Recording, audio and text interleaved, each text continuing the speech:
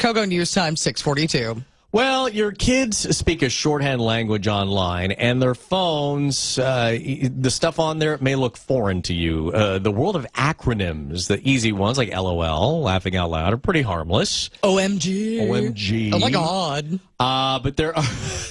There are some others that you might want to ask some questions about if you see your kids using them. Joining us on the KOGO News Live Line is licensed professional counselor, parenting expert Lori Vann. So this goes way beyond LOL or OMG, right, Lori?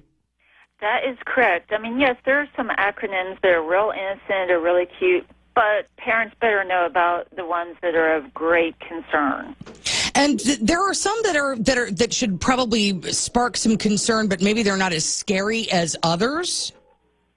Well, I think that there is some truth in that, but you want to focus on the ones that really you need to be paying attention to, you need to look out for, and if you see them, you better be having a conversation with your kid real quick. So if you see 420, your kid's more than likely talking about marijuana use. If you see things like GNOC, that's get naked on the camera. Oh, boy.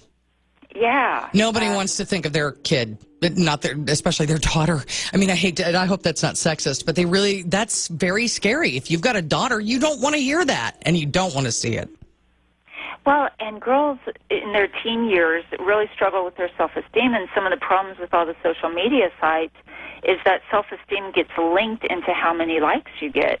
And the more adventurous or the more whatever you can do that's raising eyebrows, then you might get more likes from it, and that goes into the sexualization of our children. And we know sex sells, sex gets attention, and you have a kid with low self-esteem, and she's thinking, well, here's someone that has interest in seeing me, so okay, I'll do this.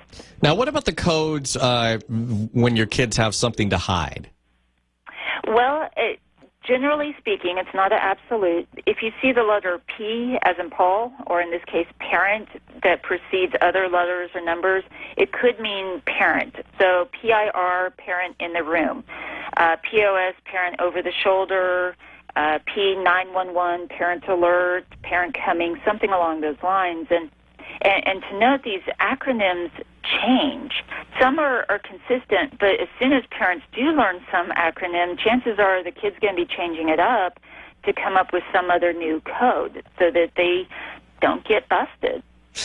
And kids, because they are such poor decision makers, and I think every parent is probably aware of this, you have the smartest kid in the world who will make the dumbest decisions ever seen on planet Earth. And it's the nature of being a kid. You're supposed to make mistakes when you're kids. Unfortunately, if they're doing, getting naked, nude in front of the computer, NIFOC, then that's something that can follow them forever. And that didn't used to be the case for us when we were growing up. We messed up. Everybody in town knew about it, but that was as bad as it got.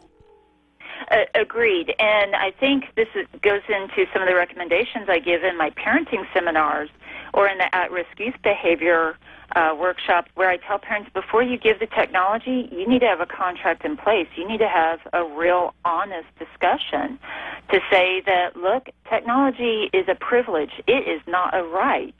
These are the rules of technology. You break them, these are the consequences.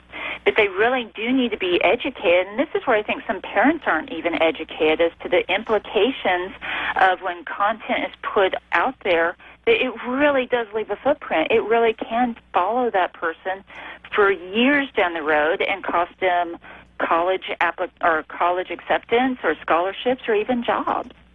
That's a good point. All right, licensed professional counselor and parenting expert Lori Vann, thank you for the information. That's some good stuff to know.